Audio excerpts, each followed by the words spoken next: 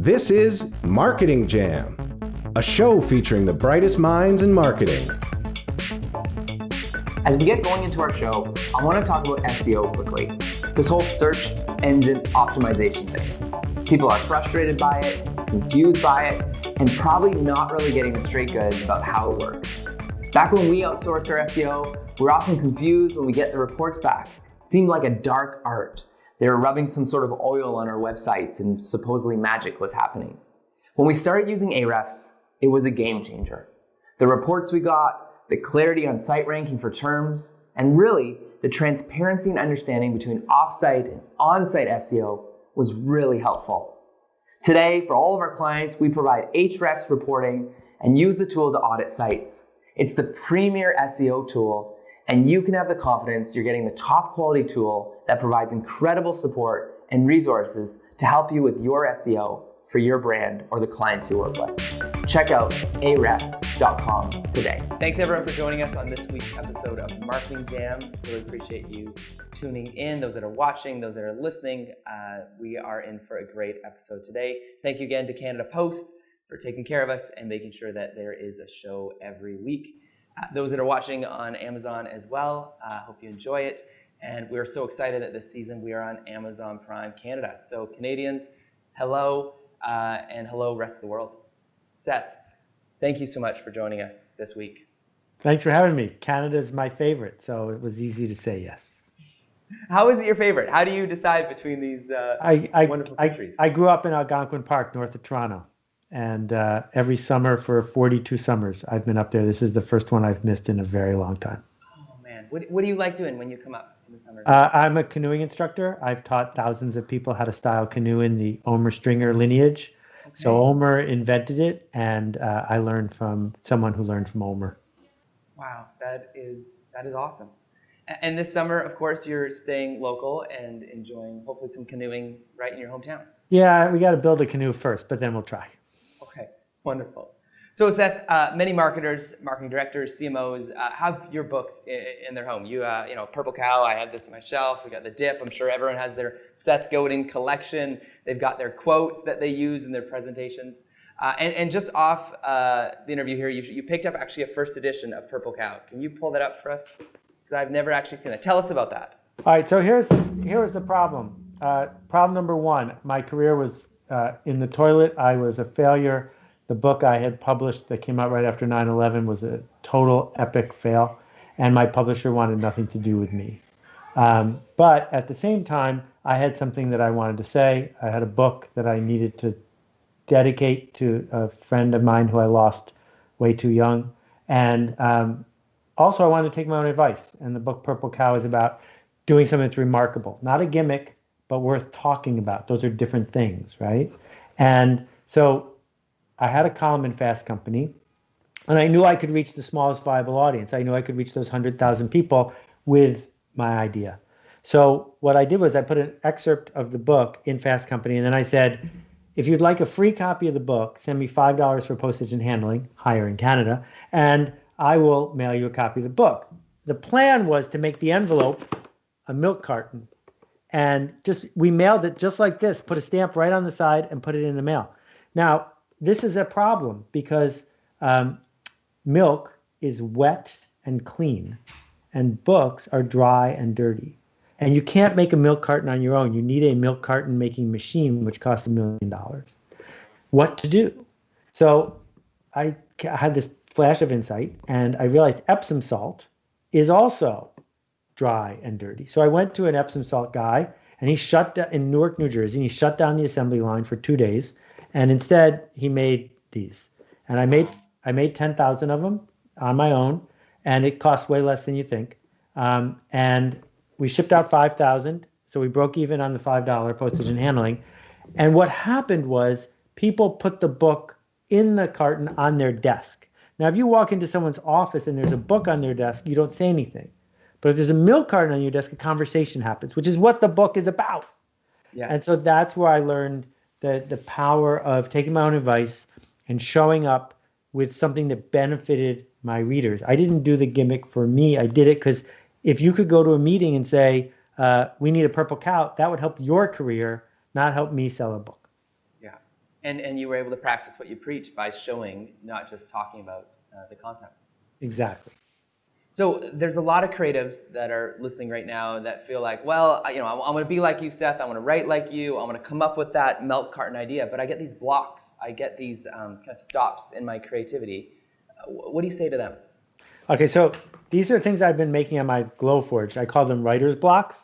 And they're each wood, and they have 6 sides. And almost all of them have on one of the sides the expression, there is no such thing as writer's block. Because there is no such thing as writer's block. Writer's block, no one gets plumber's block, no one gets talker's block, no one gets skier's block. Where did writer's block come from? Well, if we had more time, I could go into the whole history of it, but the point is we invented it. Because we don't actually have typing block or talking block. What we have is fear of not being perfect. We have fear of bad writing. And because we have fear of bad writing and fear of bad ideas, we announce we have a block. And what I say to those people is, show me your bad ideas. If you show me enough bad ideas, a good one is going to slip through. And that distinction is super important, because knowing that it's going to happen if you just do the work and engage in the practice, you can get to the other side. Every musician who's ever started, the Joni Mitchells and the Neil Youngs, all had lousy stuff at the beginning that you've never heard. And then they had demos that you might have heard, but it wasn't until years later that they were who you thought they were. And the same thing is true with every ad campaign, with every new product development, every piece of software. It always starts with it not being good, and then it gets better. It's like, don't compare your chapter 2 to someone's chapter 20. Yeah, exactly. I feel like so many people have paralysis by analysis. And so, Seth, what book would this be? Your newest book that's coming out? What number will it be in your The practice anthology? is going to be the 20th of since I started counting, but before that I was a book packager, so there was a lot more. Okay. So what does it look like for you, practically speaking? Do you have certain words you want to put out every day? Is it certain pages you want to complete every day? How have you kind of set those pieces so you can produce and set that bar? So for me, there's a difference between a book and a blog post. I write a blog post every day. I've done 7,000 in a row. And I think everyone should have a blog. Everyone should blog every day. This activity of needing to announce something to any size group of how you see the world and what you're going to do next makes you better. It doesn't even matter if anyone reads it. Just the act of saying, I noticed this, I predict that, I'm worried about this every day in public. It's like morning pages times 10, right? So that I have a very distinct practice for that. Books are different for me because I never say to myself, since 10 books ago, I don't say, it's time for me to write a book. I only write a book when I have no choice. Because writing a book involves publishing a book, and publishing a book is a pain in the ass. And so I'm only going to do it if I can't get away with a blog post instead. Because if I can just write a blog post and then say, I did justice to the idea, I don't have to work for it anymore. Now I have to work for my book, as opposed to the book working for me, because I have to do the hard work of showing up to people and saying, I know you don't have time to read a book, and I know you don't want to spend money to buy a book, but this one, it's worth it. And so once an idea grabs me, then I have to let it go through its process. Some books take 8 hours a day for a year, and some books take 3 weeks, and it's hard to tell. So your daily blog practice, those that are listening right now and are inspired or encouraged to try that, what does that look like? Do you sit in front of the computer and give yourself a half hour or an hour? Have you kind of drafted any of this stuff out in like a journal? Right. So it's going to be different for everybody. And one of the riffs I like is that no one asks Stephen King what kind of pencil he uses, because the kind of pencil he uses doesn't matter, right? So my method involves triggering by looking at the WordPress interface. I can't write a blog post anywhere except in WordPress. That's fascinating. Because it reminds me that voice, my blog voice, needs to show up. Okay. But you could use anything, like this magic Japanese pen or this. As long as it's the same thing, and you're not allowed to write a grocery list in that method. You're not allowed to write a love letter in that method. You can only do the thing that needs the voice. And, I knew Jay Chiat years ago, one of the great godfathers of North American advertising. And Jay was a very big believer in the right conference room for the right reason. So in their New York headquarters, they had a conference room for every one of their main clients. And if you walked into that room, you knew you were in that room, right? And in that room, your voice would change and you could contribute. So I have a whole bunch of approaches to how I do my blog. None of them matter. They're just mine. And you should go find yours. And the idea being is if you produce every day, if you put out a blog every day, something good eventually will come out. Out of 365 days a year, maybe one or two will actually like spark, or the term go viral, or other people will share it because it's got that je ne sais quoi. Yeah, I mean, it's worth noting that my blog has never won the internet. I have never once had a blog post that was the thing everyone read. I am really delighted by that because part of what I write about in the practice is do not get hooked. Do not get attached on outcome. Outcome is not up to you. All that is up to you is practice. And the thing that kills most popular rock groups that have a hit early is they try to get a hit again, right? And as soon as you try to do that, you've lost your voice. And so I'm thrilled that I've never had a blog post that has reached way more people than my other blog posts, because then I'd want those people back because it's good for your ego. Yeah, I'm fine.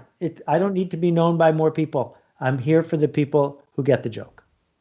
Now, the blog you wrote about how to do a better online meeting, how to do Zoom better, I love that, and I shared it in my e-newsletter today, and it was the most popular click-through because I think that's one of the biggest questions people are asking right now. How can we do this better? And those that are listening, what would you say? What are kind of the best ways to do a good Zoom online meeting in this kind of day and age? Well, so people who have Zoom fatigue don't have Zoom fatigue. They have bad meeting fatigue. And meetings are generally about reinforcing status roles and exercises of power, because you can skip most meetings by sending a memo. If you realize that the purpose of the meeting is to simply communicate, just send a memo, right?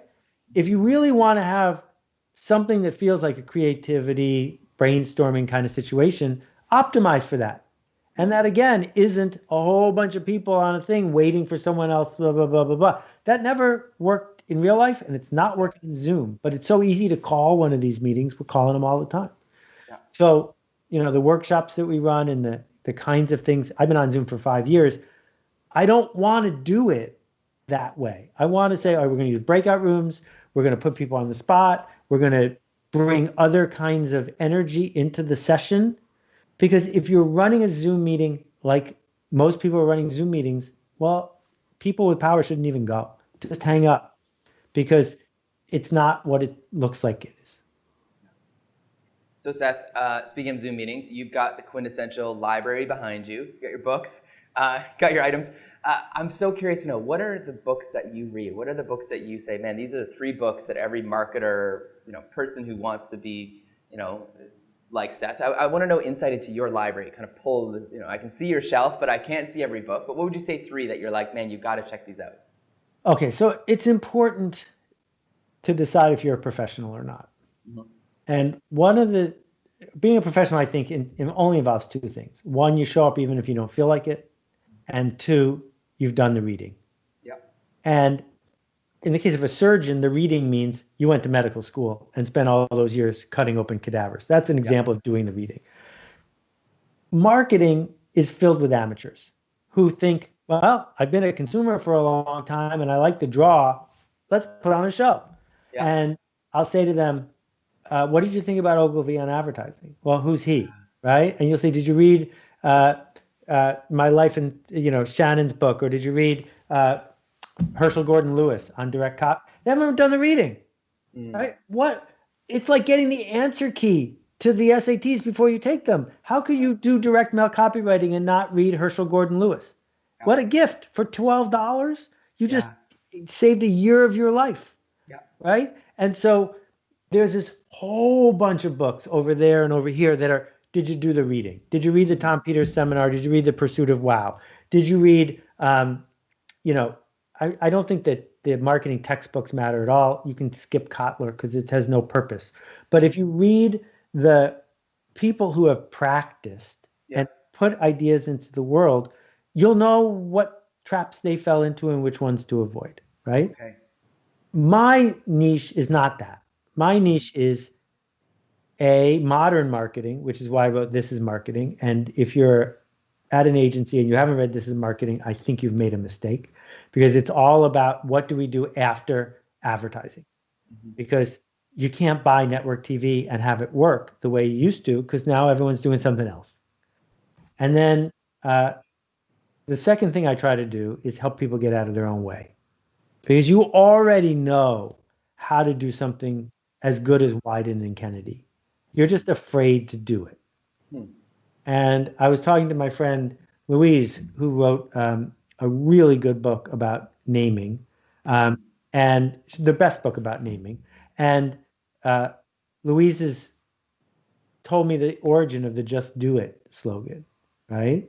Which is, I'm not going to go into the detail because it gives me the shakes, but basically it was uttered by someone before he was on death row and killed. And it took guts to stand up in front of Phil Knight, who's not an easy person, and say, yeah, we're going to use "Just Do It" as our slogan. Yeah. And we got the idea from a convicted mass murderer, right? Like, that's hard to say. Yeah.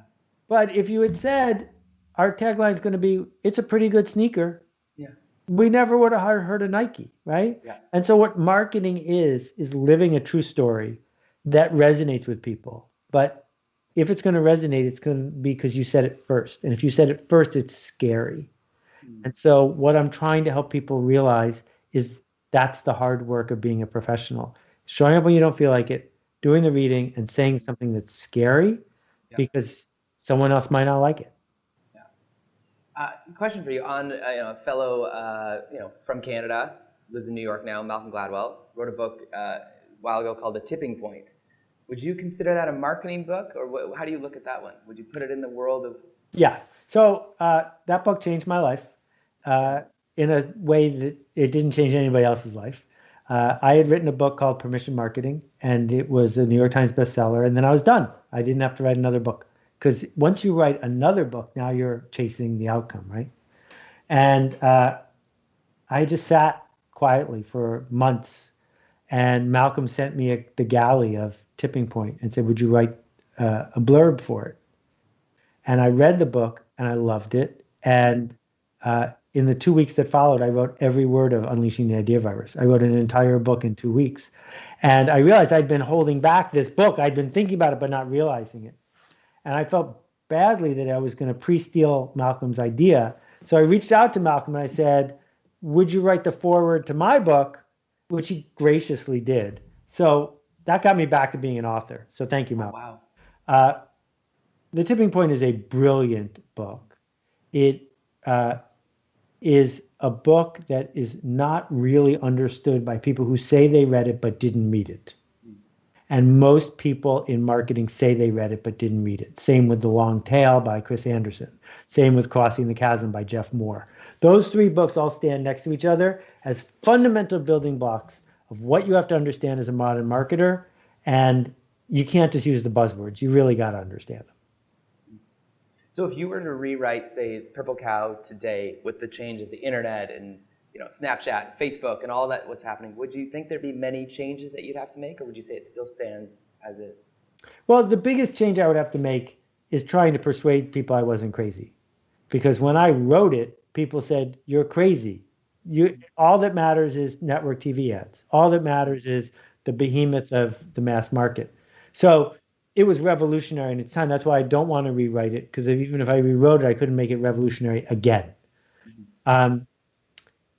I guess the biggest advice now is, we know your budget isn't what it used to be, but that doesn't give you an excuse to hustle.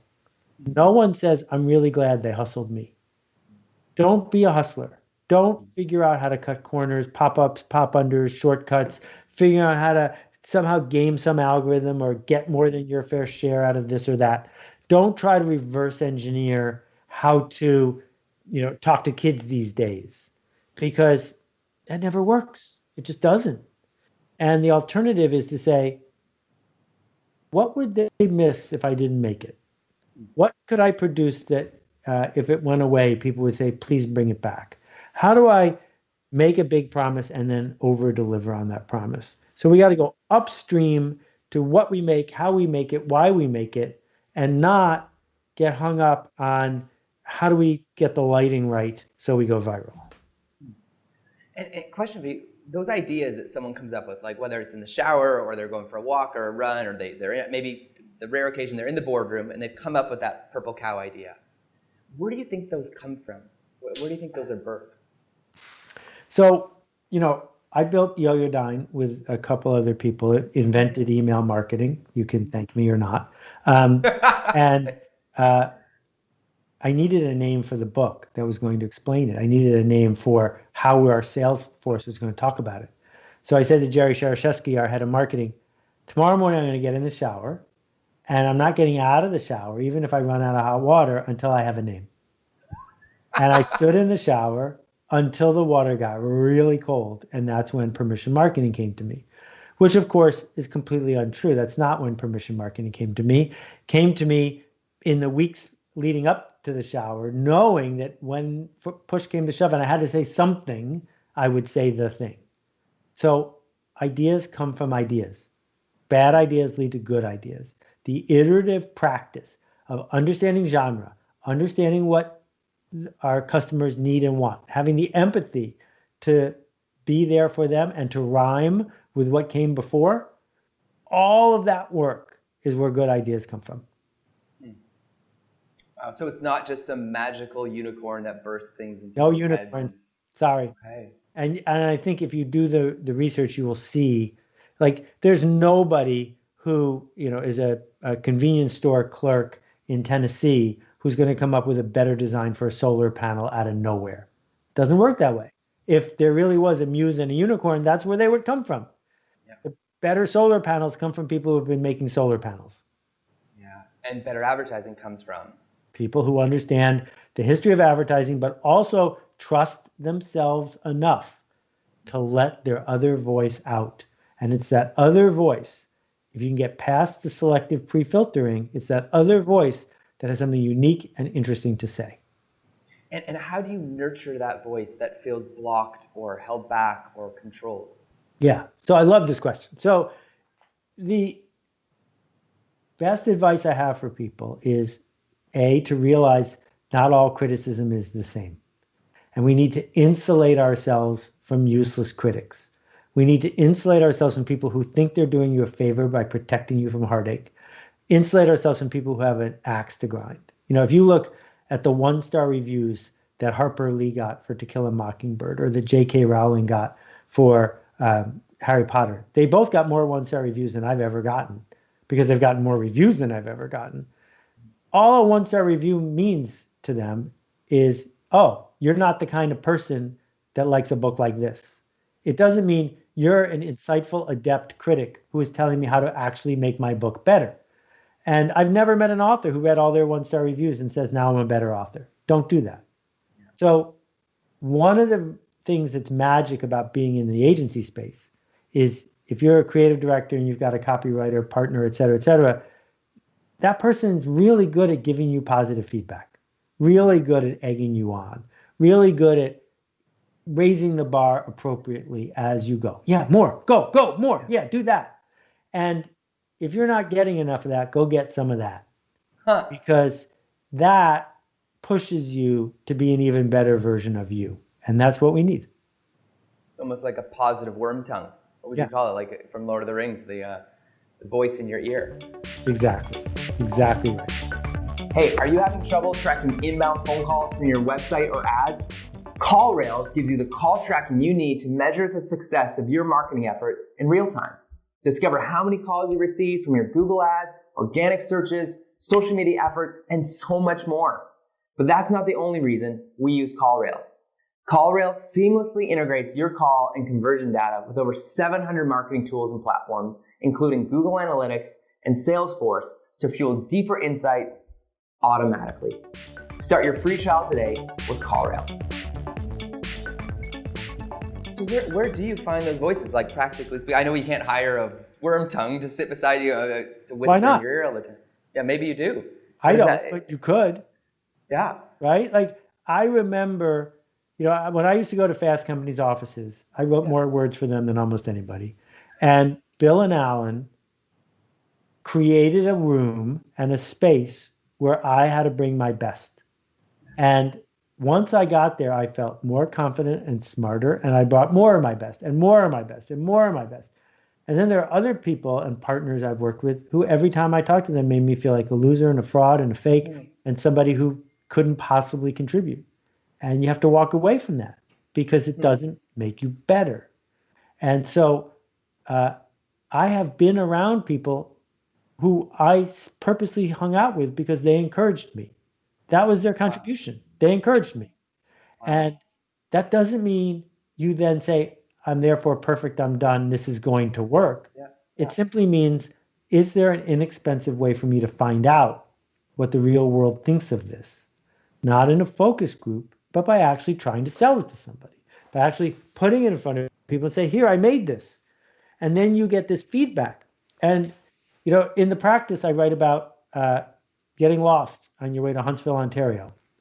If you're driving to Huntsville, Ontario, and you're trying to get to Huntsville, Ontario, and you pull over at a gas station and say, at like the Voyageur on Highway 11, and say, how do I get to Huntsville? And they say, oh, you went 5 miles past the exit, turn around and go back. You're not personally offended by this. This is useful. This is a map. Well, the same thing's true if you bring something to the public and say, here, I made this, and the public goes, not that interested. They're not saying you're a bad person. They're saying you didn't see them properly when you were trying to make a thing. Go make something else. Yeah. And the fact that we get to make something else, what a gift. Yeah. So it's also one of the joys of Kickstarter and those sites where you could try something, see if people want it, and then if they don't, you don't launch it. You didn't waste all this time and money, hopefully. But that voice, that inner voice, whether is it like a parent, a guardian, a partner, a friend, a family member, can they nurture that in you in your personal time, do you think? Is that something that someone could try to find? Right. So this is something we've learned a lot about with parenting when we talk about grit and we talk about various kinds of feedback. If we say to a kid, congratulations, you did really well on the test because you're so smart. Yeah. We've actually messed with their head because now there's a sense of entitlement. And entitlement is the deal killer. The alternative is if we say to a kid, you did really well on that test because you studied so hard. Now what we've done is establish this pattern of possibility and effort. So I think it's really important that by the time a kid is 8 years old, we are diminishing the amount of time they spend playing video games and increase the amount of time they spend designing video games, editing Wikipedia, publishing their poetry online, developing this habit of shipping their work. And then we don't say, this work is going to win a Nobel Prize. We say, your effort is showing in this work. Can you top it? And that cycle of effort and contribution and then improving it again, that cycle ends up creating resilient, healthy humans. And you have 2 sons yourself? Yeah. Yeah. And have you seen that occur, or have you kind of learned over the years? Yeah, I made a deal with my kids that I don't talk about them when I do these things because it's their life to live, but I'm super proud of both of them. No, great. That's awesome. That's awesome. Now, when you see that in someone, have you noticed if you're interviewing someone or you're bringing them on your team and you're trying to find that right person, can you see a difference if they've had that built into them, or is it something that you need to nurture in them? Yeah, so, what we're seeing right now is a fundamental rewiring of the workplace. The pandemic caused so many people to work remotely. The long overdue focus on racial justice and the Black Lives Matter movement made us think really hard about who we're hiring and why we're hiring them. What's the difference between getting an AI to do proofreading versus having a full-time person on your team? Because have a full-time person on your team now is a much different commitment than it used to be because we can outsource so much. And for me, the thing that I'm looking for is relentless possibility, enthusiasm, and a sense of possibility. I don't care where you found it, but if you don't have it, then you should just be a contractor. Because you say to a contractor, please transcribe this video and closed caption it. And then you don't care what their life is like, right? Whereas if someone is on the team, in the circle, they got to bring the relentless possibilities to the table. What are some brands that you're maybe following right now that show that you are doing courageous things, that are trying things that you're like, wow, that's a brand to watch? Well, so the easiest way to get into trouble is for me to say you have a good brand, because then inevitably karma will come around and kick you in the teeth. Yeah. So there's a guy named Sean who makes bean to bar chocolate in Missouri, Sean Askinosie. And if you look at how Askinosie chocolate, with a very tiny team, has changed the culture, not the whole culture, but part of the culture, has established standards, has created something that other people want to copy, and gladly shares what they know. I look at someone like that and I compare them to someone who's just trying to improve market share or just trying to improve the bottom line. There's no comparison. And we're going to see more and more brands like Askinosie show up and say, we stand for something because we care. And they mean it. Like, it shows in everything they do. It's not like you can catch them behind the curtain, like the Wizard of Oz. No, they're always like that. And we can find this in the new breed of politicians in the United States that's coming along. We can find it in teachers who are discovering that even though they may have to teach remotely, they can figure out how to get under a kid's skin. It's not reserved for a consumer product. It's simply that we created all these tools and we didn't do it to replace TV. We did it to enable us to get better. What do you think? There's a charity that started in New York called Charity Water, by guy Scott Harrison. What do you think made them such a splash? They took off, they kind of blew other charities out of the water. They were different, in your opinion. Well, I give you credit for saying splash and blew people out of the water in one sentence about Scott's charity. Scott has raised $250 million so far. As a result, there are more than 1 million people around the world who have clean water who didn't have it before. Not one bottle of it, but forever and ever. Try going for one day without clean water and you can realize the magnitude of that. Here's the deal. Scott doesn't raise money so he can drill wells. He drills wells so they can raise money, in the sense that there are other people who know how to drill wells. They don't have a world-class well drilling team. They don't need one. What they figured out is people give money to charity when the money that they're giving, when the feeling they get from giving to charity is worth more than the money they are giving. So if you give $5 million to McGill so they'll name a dorm after you, you did that because it's worth $10 million to have that legacy. That's why you did it. So in the case of Charity Water, by using social media in an intelligent way, storytelling, video, status roles, tribal connections, they made it so whether you're 8 years old or like me on my 60th birthday, you decide it's worth more to you in self-esteem, in connection, than the money was worth. And then you go ahead and do it. And so, one of their ideas was selling them your birthday. And I've sold them my birthday a couple times.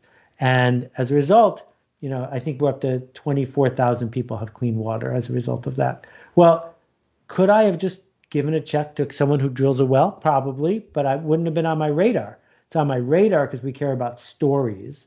And stories aren't just about the person we're helping, they're also about us. Yeah, it's incredible. The well system they set up as well, where they can actually say, admin is covered by this group and 100% goes. And here's the GPS tracker of where the dollar went, which is fascinating what they're able to do. Exactly. Yeah, so proud to know Scott and to see the work that he and his team have done. It's really, when people say marketing doesn't matter, I say, why don't you go tell that to the 1 million people who have clean water? So for those that are kind of reading your books and have gone through and are excited about your newest book coming out, how would you sum up advertising versus marketing? And kind of are they two camps, or now in this age, are they the same? What would you say? Oh, they're not even close. They might be distant relatives. Advertising is a very specific craft that had its peak 20 years ago. Advertising is buy attention from a media company and make enough money doing so that you can do it again. And so in the 60s and the 70s and 80s, nothing was a better bargain than television advertising. You didn't have to be good at it. You just had to be brave enough to keep buying the ads. Yeah. And it was this magic perfect storm. And if you liked putting on a little show and you liked that life, it was a great place to be. But it's 2020. Name for me 5 brands built on advertising in the last 5 years. I don't think you can name one. I can't name one.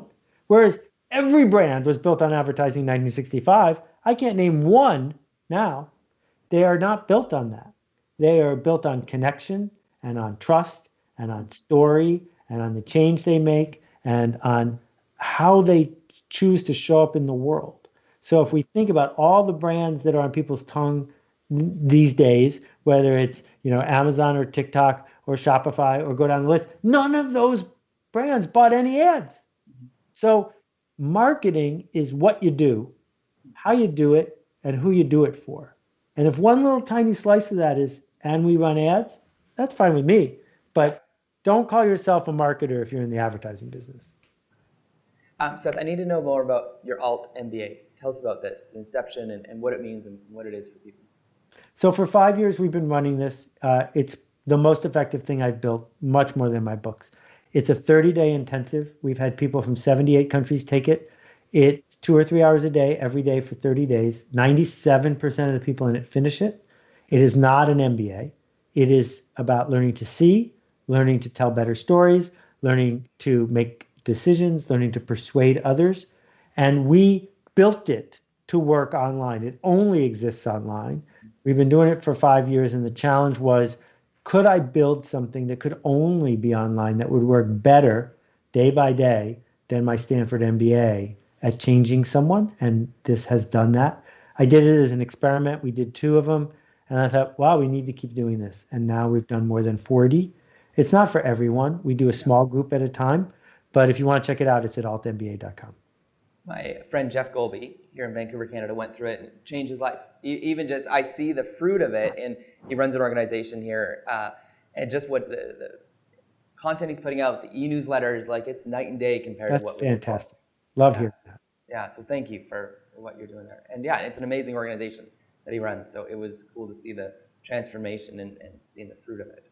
So your newest book, those that are excited about it and interested in kind of the next book, give us the summary of it. What can they expect? What are they going to get from it? It's different than kind of other books you've put out before. It's a little different, but it rhymes. The subtitle is Shipping Creative Work, and all 3 words matter. Shipping, because it doesn't count if it doesn't interact with the world. Creative, because if you're repeating what someone else did, we don't need your help. Yeah. And work, because work is about changing other people. That's what we do for a living. We're not digging a ditch. We are doing the emotional labor of causing change to happen. So if your job is to ship creative work, I think that there's a professional way to do it. And this is the only book I know of that goes all the way from poetry to governance and everything in between to say, all of us are trying to ship creative work. There is a method, there is a practice to do so, and it begins with trusting ourselves enough to undo the brainwashing and dig deep into why we're doing this in the first place. So when I read, you sent me ahead of time kind of the summary of it and kind of the talking points. Would you go as far to say, hey, maybe it means you get the Calm app, which is an app you can get on most phones these days. It helps you meditate and kind of get connected with yourself. Would you say that could be the answer for people who are feeling that block or feeling like they can't ship? I think mindfulness and meditation is priceless, and it doesn't cost you anything to try. Yeah. I don't see any evidence that people who have a great meditation practice are better at shipping creative work. Okay. I think having a great meditation practice makes you a better, happier human. But what it means to ship creative work is to engage in a practice with intent. And that intent involves choosing to lean into the world to change it for the better. And so any person who's ever signed up to be in marketing or work for an agency, signing up to say, yeah, I want to sell some stuff. Well, then to go around and work for a cigarette company, I say, how dare you? Yeah. You signed up to change things. Don't try to persuade teenagers to smoke cigarettes and die. You need to own the outcome of your work. Okay, so you're going to make change happen. How do you get out of your own way to do it in a way that you're proud of. Well, when we say I'm talking to myself, here's my question. Who's I and who are you talking to? It sounds like there are two of you. And in fact, there are. There's the governing self, the one that wants you to fit in, the one that's afraid. And then there's the other self. And the other self is the one that really doesn't like being looked at. And it really doesn't like being noticed, and it hides out. And it persuades us that there's a unicorn and a muse that comes with great ideas. No, it's this elusive self, the one that the resistance works so hard to make go away. And what I'm saying is, people, whether you're winning on a game show or saying something smart in the brainstorming session, it's only because you trust the self to say something unproven, to say it before it's time, to bring it up because you're generous, because you're seeking to make things better. And once we see our work as this act of generosity, then we can get out of our own way, because we're not saying I'm taking from people. We're saying, oh, I know something. Here. And I think most people are good enough that if they had something useful, they'd want to share it. My grandma used to throw her spaghetti up on the ceiling, and I know the phrase now, throw it, see if the spaghetti sticks. As I was reading the description, I was imagining someone learning to develop the muscle in their arm that throws spaghetti and just keeps throwing till something sticks. And are you imagining that in boardrooms and brainstorm rooms and maybe Zoom calls where people just keep throwing spaghetti in hopes that something... Yeah, I just don't throw it at people who have a gluten-free diet. And the metaphor there is important, which is what it means to hustle is you're throwing spaghetti at people who don't want you to throw spaghetti at them. Yeah. What it means to be generous is there's somebody over there who's waiting for a big bowl of spaghetti. And you're saying, how about this one? And because you're doing it together, you have the privilege of showing up for them in a way they want you to show up. So Seth, there's students that are excited about becoming marketers, becoming advertisers. What's your advice to them? What's your advice to someone who's kind of getting into the business, or maybe they just graduated and are looking to get into a career? Yeah, I get emails like this too often. And when I write back, I never hear from them again. Huh. And what I write back and say is, who's stopping you? Go start. You have a charity you like? Go raise $100,000 for them. You have something, you have a way to get to a garage sale? Go buy stuff at a garage sale and sell it on eBay. See if you can do it at a profit. If you want to market, be a marketer. You don't need a permit. Go market. I started marketing when I was maybe 14. No one can stop you. That's the only way I know to become a marketer, is to do marketing. And the way you do marketing is by finding a problem and solving it for someone else. And tell me about when you were 14. What was the first thing you marketed? Well, there were a couple. There was a computer program at the University of Buffalo where my dad had access that would plot your biorhythms, which were these make-believe astrology-like charts. So I sold biorhythm reports for a while. And then when I was 16, I started a ski club at my high school. And every Friday night, because it was for nerds who had nothing to do on Friday night, I chartered a bus, and we all got on the bus and went to Kissing Bridge and skied for the night. And it broke even if I had 26 kids on the bus, and it did really well if I had like 44 kids on the bus. So there was a very narrow window. And the question is, when you're 16, kids want to go skiing on Friday night. They can afford the $78 for 8 sessions with rentals. How do you get enough trust? Because you don't do it by getting more attention. Yes. Like you could put flyers up in school, but the gym teacher will just take them down because he has a competitive ski club. Yeah. So attention isn't the point. How do you earn trust in this thing you're offering to people? Yeah. And, the second year we had twice as many people as the first year. That wasn't an accident, because the second year, people who'd been in the first year decided to tell other people, why don't you come with us? And that shift, I said, oh, this isn't about how you charter a bus. This is about why you charter a bus and who you're chartering a bus for. Yeah. Seth, all-time favorite book that you kind of say, you've got to read this one? I know you've listed a bunch, and we're going to put those in the show notes, but what's the one that you're... I think that when pressed, I point to Ben and Roz Zander's book, The Art of Possibility. I think The Art of Possibility applies to every single person I've ever met. Okay. And then what about podcasts, e-newsletters, any sort of magazines that you kind of get, say, hey, there's some nuggets here, places to glean from? I get 100 blogs a day, and people send me books. So I consume more media than most people in this field. Uh, I'm not sure you need more media. I think maybe you need more shipping. And Nice. so rather than making your media problem worse and helping out some of my buddies who have great stuff, I will just say maybe you need to ship more stuff more generously. Don't wait for your boss. Do it on the side. Figure out how to bring ideas to the world. I think the blog you most need to read is your blog. Well, the practice, it's available now. Amazon, your local bookstore, most likely. Order directly from your site, I imagine as well. No, I don't sell books. I just write them. Yeah, perfect. So order it online. Yeah. Available today. Thank you, Seth. Anything else you want to close with? Any kind of last? This has been super fun. It's great to talk to smart people, and I appreciate the ruckus you're making. To make a ruckus means to show up and choose to lead and make things better. So thank you for that. Thank you. And those that are in podcast land listening to this, what are some of your favorite podcasts? Because I know you have your own, and why don't you tell about that and maybe any other ones that you think people should be tapping into? So my podcast is at akimbo.link. That's akimbo.link. I love 99% Invisible. I think the single best episode of any podcast ever made was Mystery Show, episode 3. It was so good that she was unable to make very many more episodes after that, so don't miss it. It was super special. And my friend Brian Koppelman's show, The Moment, is 250 episodes strong, and that will definitely keep you busy for a long time. Thanks again, Seth. Be well.